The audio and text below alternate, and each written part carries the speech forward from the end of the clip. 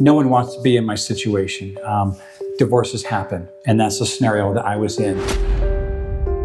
Mine was a little different only because of the timetable. You could think, oh my gosh, this is an emergency, and I'll tell you, no, it's not. Nothing's on fire. Nobody's bleeding. Yeah. There's no car crash anywhere. This isn't an emergency. Is it urgent that we deal with this? Sure it is, right? Let's take care of it. Yeah. It's not an emergency. And Brian was stressing. There's no doubt about it. Yeah. And, it's my job to, like I did in my previous job, and I do in my current job, is, you know what? We got this. Well, I'm Brian. I'm the homeowner. I've been living in this house or lived in this house for 15 plus years, and it really was and is still a home. So when I was faced with my situation, I knew I had to go to someone that I knew. So the relationship was important, that I trusted, and that I knew had the skill sets and the team behind him to get the job done. So I'll call that my introduction and say, here's Greg. Yeah. So I am Greg Elwin, Greg Elwin Real Estate, Mill Creek's real estate first responder. And I'm with the Raintown Realty team out of Bellevue. And, Brian and I have been friends for years. And he came to me with kind of a dilemma that, I've got to do this, got to get this thing ready. I don't have all the resources available to me that I need to get it ready to go. And which was fine. Mm-hmm. I have an LLC with my partner, Robert Ott. That's 4QP LLC, which is fourth quarter properties, because you win in the fourth quarter. And that's Pete Carrollism, by the way. Stole that from Pete Carroll. And we have the resources available to be able to do this. So we kind of brought my real estate business here in town with the support of Raintown Realty, and then brought the LLC in to, complete a bunch of the work. Yeah. Sparing all the personal details, long story short, no one wants to be in my situation. Divorces happen, and that's the scenario that I was in. And part of that divorce, part of signing on the dotted lines was to make sure that this house was sold in order to split the equity. So it boils down to that scenario, and that's okay. But like I mentioned, no one wants to be in that situation. Mine was a little different only because of the timetable. And I think Greg will agree that it was a pretty tight timetable, where I was required to bring the house to market during a certain time frame that was really, really short. And that's one of the reasons why it became a given to work with Greg, because he had the resources to turn around, bring in his team who swarmed in here like just this amazing, just fast acting team to take down what was necessary, fix what was necessary, make it look at this, or bring it up to this level. And it was remarkable, and it was done in just over 30 days. So that skill set, keeping me updated along the whole process with pictures, inviting me over for a walkthrough and keep this, get rid of this, keep this, get rid of this, etc., kept me involved and engaged, but also kept my confidence up that it was going to be done in time, because I was seeing it happen during all those steps. And that was brilliant. And as someone who's in that panic mindset of, oh my gosh, is it going to happen? Oh my gosh, is it going to happen? It did. It did without issues, without flaws, without problems, unless you're very good at hiding those things from me. But it was one of those things where I went into it with confidence. And for lack of better words, I'm leaving this now with extreme confidence and grace that I made the right choice. Well, my best case outcome was nightmare, because I knew all the things that had to be done to this home. 2 kids, life, 15 plus years, too many things get in the way. So between the condition of the deck in certain areas, boards that need to be replaced, fresh coat of paint, beautiful things like you see here with the fireplace, miscellaneous upgrades that just have cost too much over the years. So I knew those things had to be done to get it to a point where it could be sold at a competitive price point, but also, for lack of better words, discounted, because there's more that can be done to this place, if and when that right family moves in and chooses to further invest in their home. So I knew just from looking around that it was dreary. Not dreary negative, but dreary lived in. Didn't have that polished look, wasn't clean, wasn't concise, which I know well enough that a home buyer wants to see when they walk into a place. It needs to be inviting, and they need to immediately be able to say, I can see my whether it's my TV here or my couch here, or, oh, look at the bedrooms, look at what my kids are going to be able to share. Or even better, for new homeowners or new families, my kids get their own separate rooms. Little bonuses like that I knew would scream loudly when it was done right. And again, it happened. Yeah, so it's not the first time I've been to Brian's house. I've been here before. But as Brian described it, it was lived in. Right. Yeah. And there had been some deferred maintenance along the way, and there were some things that just needed to be done and updated and upgraded. And, it was a good project right off the bat, because you could tell these homes, 1977, California split level, they're built pretty well. Yeah. Mays Pond and the homes that are built in there, pretty well built homes. So you could tell that the bones to the house were good, but there were just some things that slipped over the years. And so it became a project of, okay, we've got to take care of some of the deferred maintenance things, and then also do this kind of facelift upgrade to everything on the interior and a lot on the exterior too. And so it was a really comprehensive project, right? It was not just a simple, let's replace the floors and paint the walls. We had to dig a little bit deeper. One of the things that we did that I think was one of the coolest things was turn the 3/4 primary bath into a full bath. And so these homes are built with some quirky little things to them. And one of them is like a vacant space that could be a shelf. It could be nothing. And so we just took a quick sledgehammer to that thing, opened that up, and put a tub in. I'm so jealous of that space now. Right. Because I showered like this for 15 years in a tiny stand-up. Yeah. Right? Tiny little upright. So, and it really is. And one of the things I like to say is, when I work with a seller, I want to sell your house for the most amount of money in the shortest amount of time with the least amount of stress. Yeah. And I think this is a perfect case study of those three elements right there, because we sold it for a good amount of money in a short amount of time and did the best we could to minimize the stress on the seller, the homeowner. And, just from a real estate agent standpoint, I probably would have come in here and said, okay, Brian, you need to paint the walls, you need to replace the carpet, and let's just brighten things up a little bit and change the light bulbs so they're all the same color, and just little things like that we do as an agent to present the house in its best possible, right? It's about, is the juice worth the squeeze? Are we going to get back on our investment? But with a project like this, there's more to it than just that. Because we looked at a basis price on this house. What could we sell it for as is? Let's just put a sign in the front door. Let's move all the furniture out and let's sell it as is. And we identified what that price would likely be. But if we did slap some paint and change the floors, something else. But if we actually came in and remodeled this house and completed the projects that we completed, the comparison between what we could potentially sell it for and that basis price is huge. Yeah. And so from an investment standpoint, because my company, 4QP LLC, that's what we do. We invest. We make investments in real estate to help homeowners like Brian facilitate the sale that needs to happen. But don't get me wrong, it's also about money, right? Everybody's in business at the end of the day to make money. So we look at it from a financial standpoint. Does it make sense to invest this extra amount of money? Because we could have done just the minimum, polish it up a little bit. Or does it make sense to invest this extra amount of money to really, really maximize the return? What's amazing about Greg and his team is that he educates.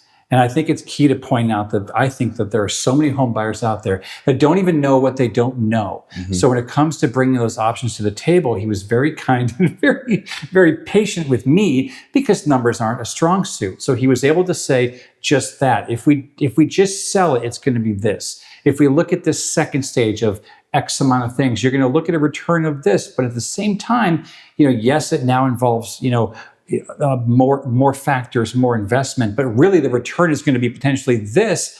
It's the rule of three. It's sales 101. And Greg brilliantly describes the options, showcases the financial benefits, does not pressure. That's the key thing. And the results are, to me, a given. So that is one of the other key reasons of why, because I could have thrown a stone in any direction and hit 10 real estate agents. It's the time that he took to go through those stages and steps and prove to me really what makes the most sense. Still my decision, but at the same time showcasing the value of each one of these options. And that's just brilliant. Yeah, it really was just a matter of presenting Brian with 3 options, right? And here's the 3 options. And each one of these has its own strengths and weaknesses. Yeah. Each one of these has its own benefits and pitfalls. And each one of them has its own bottom line number, right? Because again, this is what is the bottom line number? What makes the most sense? Yeah.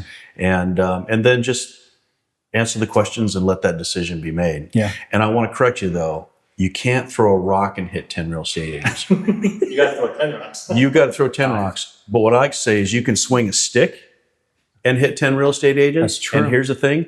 8 of them won't even know that you hit them. That's true. Because only 2 of them are going to be worth their weight. Yeah. Option A, let's just clean it out and sell it as is. And that is what establishes our basis price for this process. And I would have earned $1.07 after all is said and done.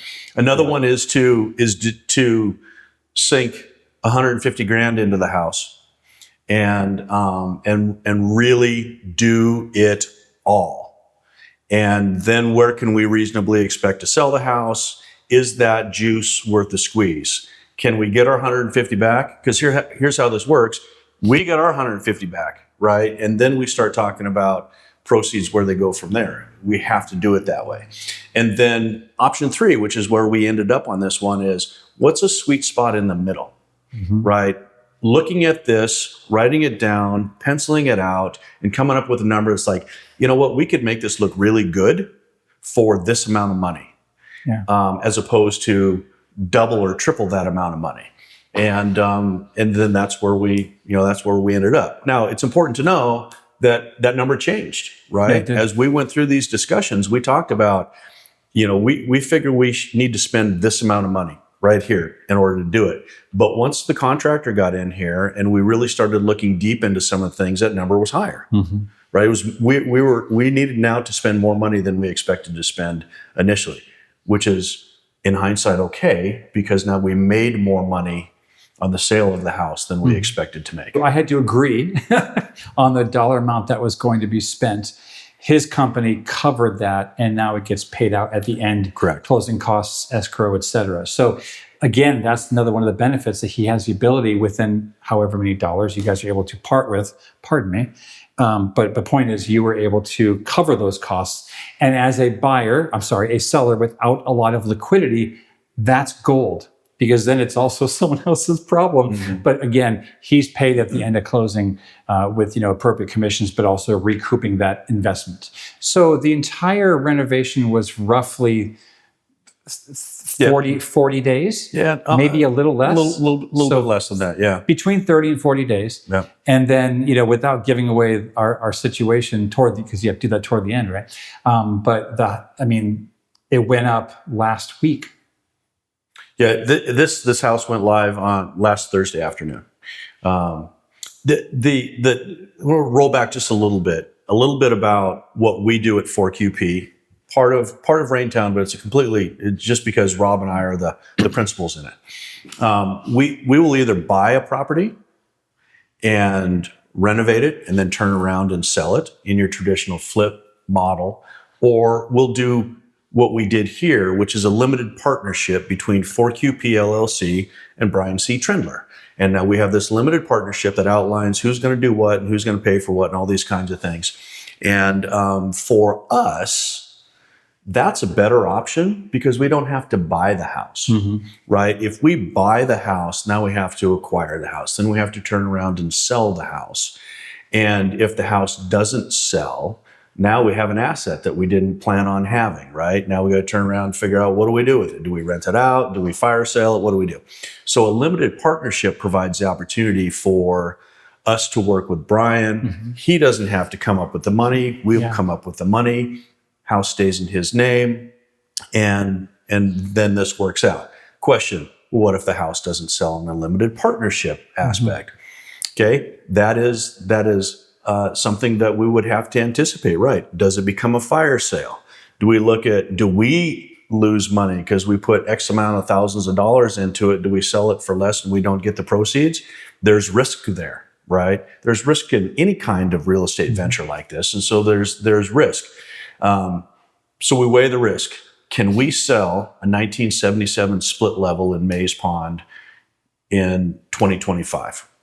And the answer is it's highly likely when we see what's going on in the market. Yeah. And we see all of these homes that are just like this one selling this spring and this summer. Yeah. So the risk is, yeah, we believe we can.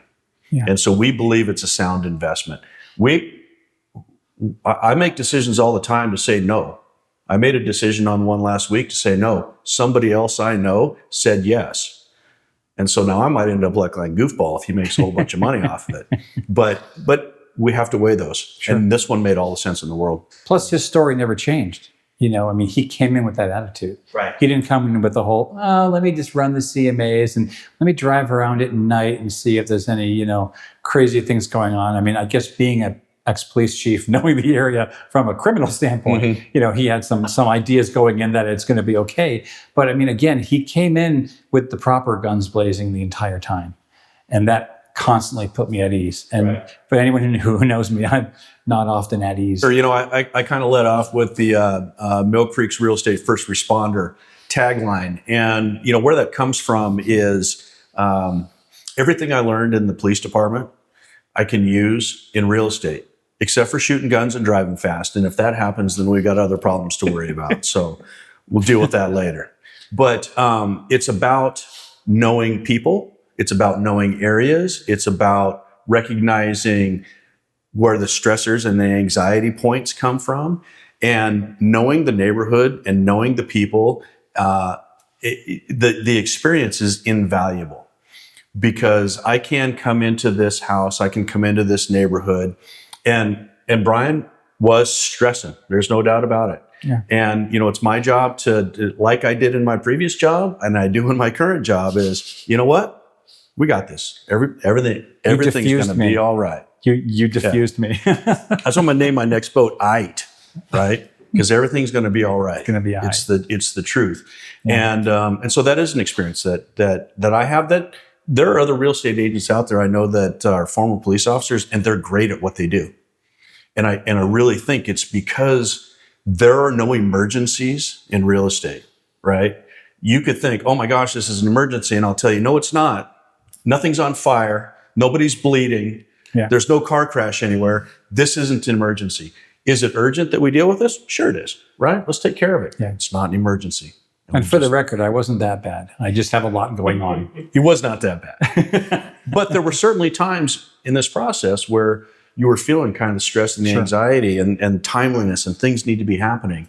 And that's my job. That's my job as a real estate agent. It's my job as your friend. Yeah. It's my job just as a human being in our community is to do the best I can to try and everything's gonna be all right. We'll get through this. But a lot of the experiences definitely help. In any real estate transaction, when you're talking to a seller, where's your biggest bang for your buck? Floors and paint. You can spend $7,000 on floors and you'll get $10,000 extra when you sell your house. Paint is the same kind of thing. But we took a little bit deeper. There used to be the most ugliest of popcorn ceilings in here, just like in every 1977 split level. We made that stuff go away because people feel that. When they walk into a house, they see it. And we don't want them to see it. We don't have to feel it. So that was kind of that was a project that I'm glad that we did. The deck out here is a beautiful, large deck. And it's 2 stories. It's downstairs level, upstairs level. But it was rickety and it had rotten boards in it. And it was ugly colored because boards had been replaced and it wasn't, and there was rotten this and rotten that. We took care of all of that. Every single thing that was wrong with that deck, it's double the size of the house now. I mean, like, this is an entertainment venue now. Yeah, painted in a cool color. Brilliant. It just everything meshes together from a style standpoint. So I'm really happy and proud about the deck. We did a lot of cleanup in the backyard. Oh yeah. There was a lot to be done back there, and so that was big. And in the kitchen, do we replace the cabinets? Do we not replace the cabinets? What's the quality? Evaluated the cabinetry here and thought, this is good quality. They just need some love, right? We needed to move the cabinet handles from the middle of the cabinet, the wackiest thing I've ever seen, to the appropriate place on the corner. Yeah. So we did all that, right? Took all that stuff apart, put it all back together, and made it really nice. Yeah. And now everything in here flows. Yeah. Colors are consistent. The carpeting matches the LVP. The accent colors match the front porch and the patio and the deck, and it's just cool. It's also little things too, because the original owner of this house, there's only been two owners, me and the previous person. So the original owners built out essentially a fourth room downstairs, a bonus room. Yes. That it was, during my tenure, it was another bedroom. But the way you virtually staged it, now that the drop ceiling's been removed, adding an additional 10 inches worth of new ceiling space. Yeah. Gorgeous new pocket lights. Now it's a bonus office. And again, from the virtual staging perspective, it looked so nice. Like, I wanted to move back into that as an office because it looks so great.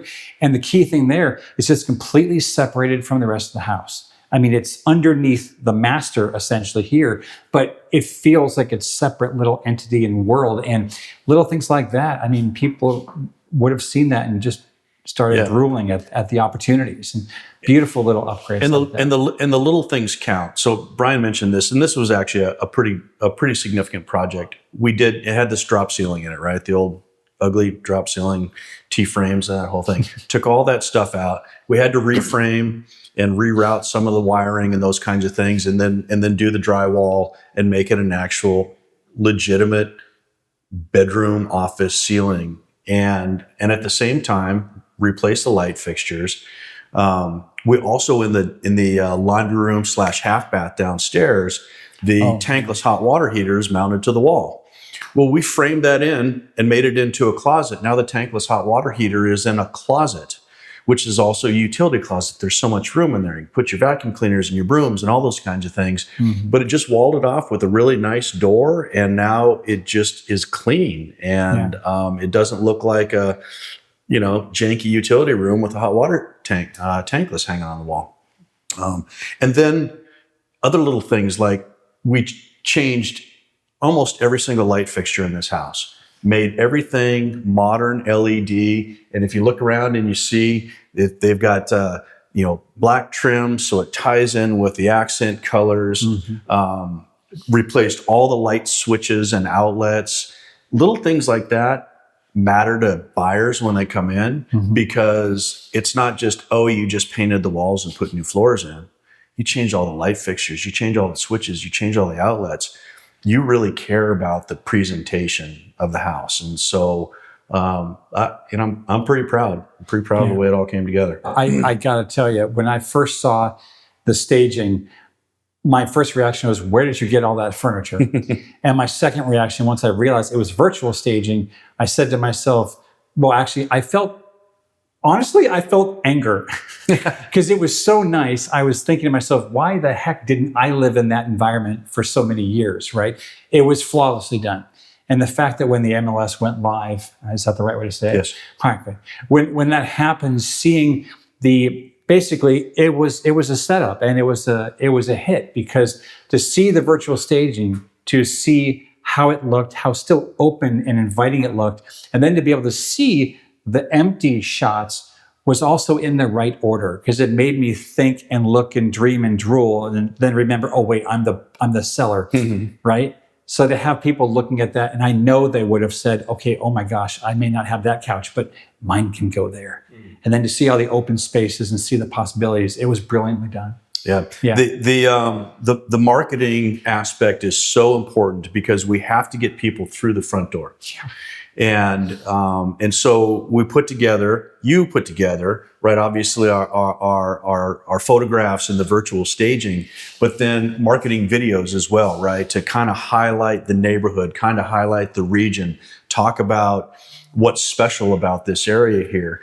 And those things are what get people through the front door. Those are the things that people then say, click the button that says, I want to see this house, because we can do all of this stuff, but if it's not presented the right way, the pictures are dark, or whatever, shadows here, and you've seen virtual staging, it's really bad. The people just whatever they do, swipe left or right. I don't know what that is, but one of them means go away, and one of them means I don't think it's here to Tinder. stay. I don't think it's Tinder for houses. It But could still. be. Zillow's a lot like that, I think. Don't get me started. But it's invaluable. Yeah. And it's we can do all of this, but if you don't do your job, nobody walks through that front door. And the results that we got when that went live were notification, showing. So again, new to this, been countless years since I've had to sell a home. He has me say yes to an opt-in for like an app, even though it came through my text service. That showed me as integrated seller here in this whole process, that there are going to be showings. There's going to be showings. Well, he's right. It blew up. By 7 a.m. that morning, I'm like, why is my phone going off? Why is my phone going off? It was happening. And there were, almost a dozen showings? Yeah, it was just like that. Yeah. So marketing might have worked. Yes. 100%. And Yes. I can't tell you the specific numbers, but I know there's a good number because I did that work Thursday at lunchtime in anticipation of going live and getting up to the minute marketing and sales information on what was available in Mays Pond. And so anybody who's familiar with Mays Pond will know that there are a whole bunch of 1977 split levels in this neighborhood. So it's easy to find good comps for this property. And not to mention, you were able to connect with me and say, by the way, our original calculations have now had an improvement.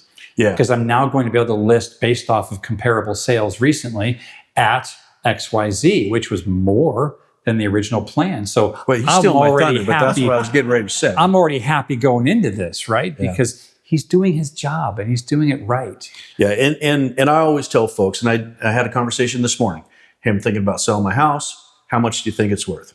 Okay, I'll tell you how much I think we could sell it for today. And that's all I can commit to because it's going to change between now and whenever that date is. And in this instance, that did, right? As I'm going through at lunchtime, going through those numbers, like, man, some things have come off the market. Yeah. Some things have come on the market. Some things have gone pending that make me believe that we can come in at a much higher number than we'd originally anticipated. And that's, hey, I think we should do this. He's like, what? Yeah. Yeah, I think we should do He's this. like asking me for permission. I'm like, duh. Yes, please. But again, that comes from, you have to know the market that you're working in. Yeah.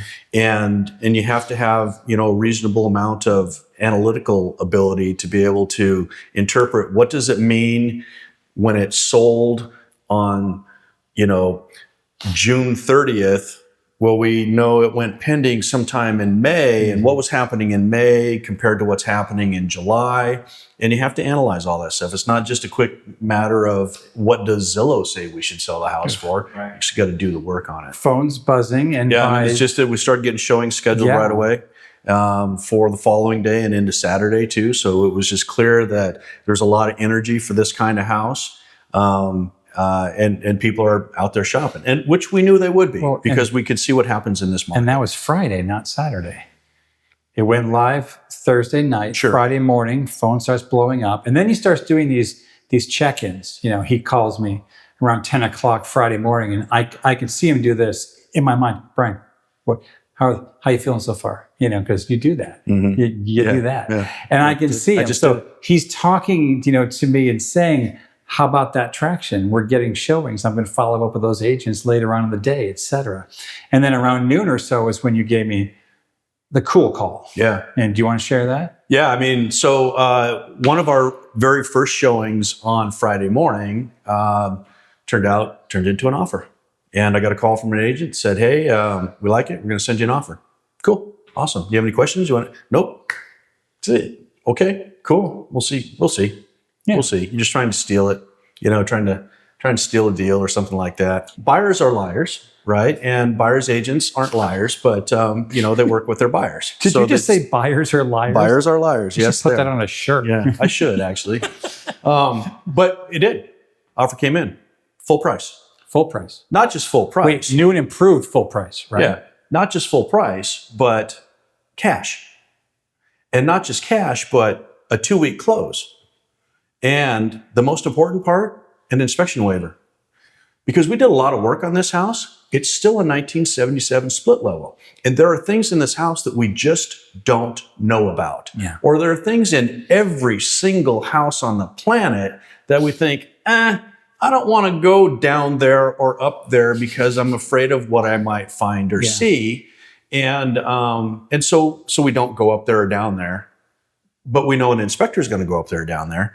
And, a full price offer with an inspection contingency opens itself up to, we know we offered you full price, but this, that, and the other thing, and we want to offer you $20,000 less or something along those lines. And so to have the ability to get what we're asking and not have to worry about that second round of negotiation was one of the biggest selling points. And now we weren't done yet because there were a lot of other showings. And there were showings coming up.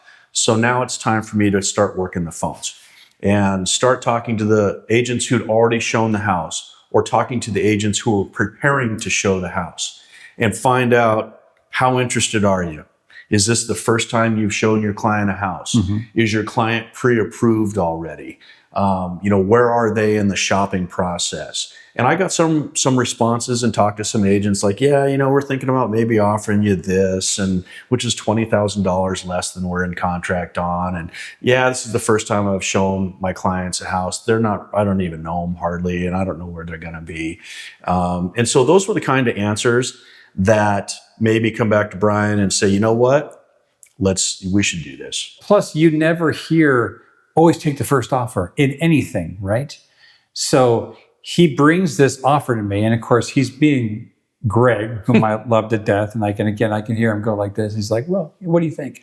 But he's explaining the options, and he's letting me panic a little because it's like, yay, but I don't know what to do. Mm-hmm. And he takes that type of answer and says, okay, well, here are the options. And again, that's what's key. And that's what was exciting about this, because we knew we had until 6 p.m. that day to either accept it or not. I knew because he coached me on, I'm going to follow up with the agents like he just explained. And again, no questions left unanswered. And then, he worked. He worked it, figured it out, came back with the information once again and said, this is what I found out. And where do you think we should go at this point? And again, you laid out options even at 4 or 5 p.m. Mm-hmm. Mm-hmm. When at that point I decided this makes sense, because the value, as he mentioned, of having the no contingencies, the waived inspection, not that I have weird things in this house, there aren't any bodies behind the walls, but you just don't want to take the risk of lowering the eventual, equity because of things you don't know that would have been found. So it was brilliant. Yeah, I mean, right? that was the reality that I let Brian know, is that we just need to, in today's market, sellers need to pack a little bit of patience, right? And understand, like Jay said, a normal, healthy market, your house is going to sit on the market for 30 or 60 days. Yeah. Just the way it is. We don't see this kind of fever activity much anymore. We see it once in a while. Well, this happens to be one of those pockets where our timing was perfect, mm-hmm. which is just flat dumb luck. Our timing was perfect. It really was. Right? You can't pick that. The day we listed the house is the day that these buyers decided they were going to buy a house.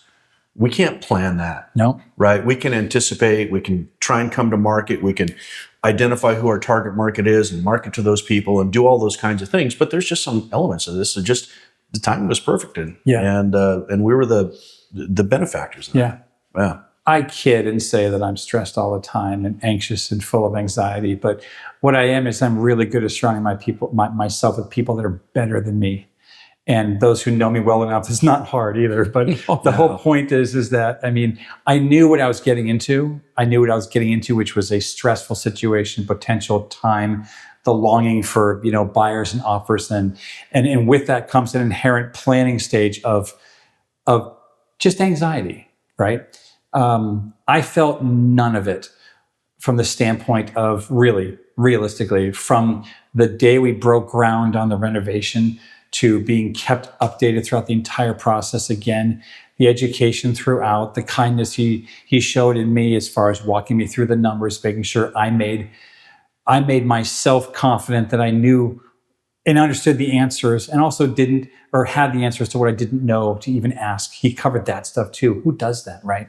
And then again, from the standpoint of the listing, the signing of the appropriate war and peace levels, documentation to done within such a short amount of time. It has been an absolutely incredible process and just a joy from start to finish. Yeah, buying and selling a home is a stressful thing, no matter who you are. Absolutely. No matter who you are. It's documented one of the most stressful things anybody can ever go through.